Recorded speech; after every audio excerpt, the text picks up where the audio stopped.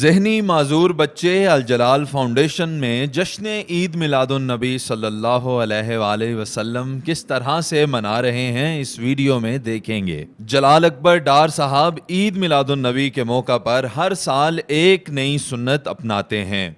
آج کے دن یہ کون سی نئی سنت اپنا رہے ہیں یہ بھی اس ویڈیو میں دیکھیں گے۔ السلام علیکم ناظرین، میں ہوں آصف جٹ اور اس وقت میں موجود ہوں الجلال foundation for down syndrome children.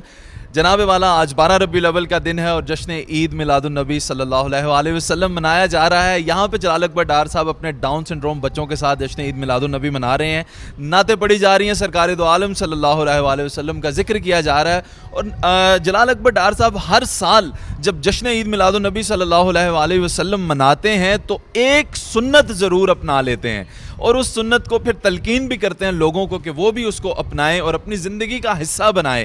یہ ان کی بہت ہی اچھی بات مجھے لگی کہ ہر 12 ربیع الاول کے دن یہ ایک سنت کو اپناتے ہیں۔ تو آج یہ نبی پاک صلی اللہ علیہ وآلہ وسلم کی کس سنت کو اپنا رہے ہیں اور لوگوں کو تلقین کر رہے ہیں، جلال اکبر ڈار صاحب سے جانتے ہیں۔ السلام علیکم سر۔ جی وعلیکم السلام جی۔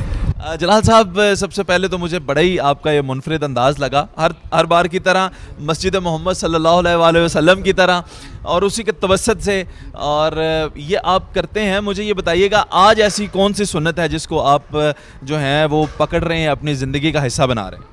بسم اللہ الرحمن الرحیم۔ آج 12 ربیع الاول ہے اور آج ہم مسجد محمد صلی اللہ علیہ وآلہ وسلم جو الجلال ویلفیئر سینٹر میں ہیں، اس کے صحن میں اس کے ساتھ ہم ڈاؤن سنڈروم بچے جو ہیں وہ نعت پیش کر رہے ہیں حضور پاک صلی اللہ علیہ وآلہ وسلم پہ، اور خاص جو آپ نے بات کی کہ ایک سنت جو میں ہر سال، کیا ویسے بھی ہم سارا دن کرتے ہیں لیکن خاص کر 12 ربیع الاول کے دن ایک سنت کو جو ہم اپناتے ہیں، تو آج کی جو سنت ہے وہ حضور پاک صلی اللہ علیہ وآلہ وسلم کا ارشاد مسکینوں کو کھانا کھلاؤ۔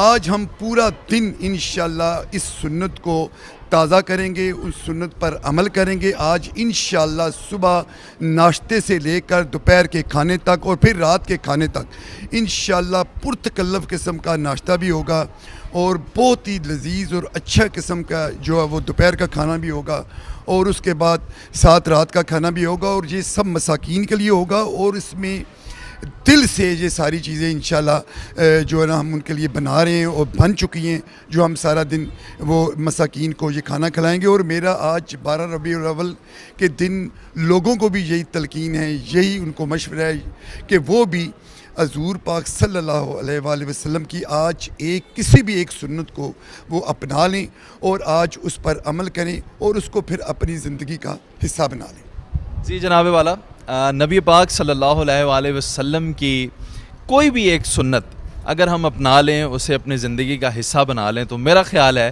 کہ آخرت کا سفر ہمارا شاید آسان ہو جائے۔ اپنی دعاؤں میں آپ نے ہمیں یاد رکھنا ہے، بہت سارا پیار آپ کا چاہیے ہوتا ہے، وہ ضرور دیجیے گا۔ اللہ حافظ، اللہ نگہبان، اور پاکستان زندہ باد۔